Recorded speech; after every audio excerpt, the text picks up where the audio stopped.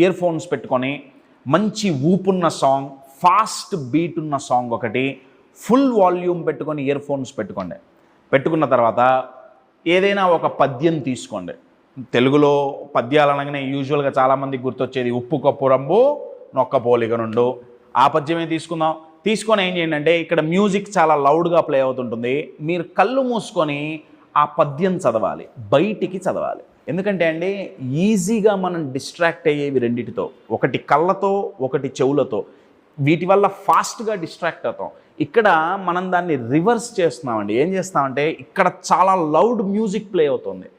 ఆ loud music play అవుతున్నప్పుడు దానికి నాన్ సింక్లో మనం ఒక పద్యం చెప్పాలని ప్రయత్నిస్తున్నప్పుడు ఏమవుతుందంటే, రెండు డిఫరెంట్ సింక్లో ఉన్నాయి కాబట్టి ఘర్షణ మొదలవుతుందండి మైండ్లో.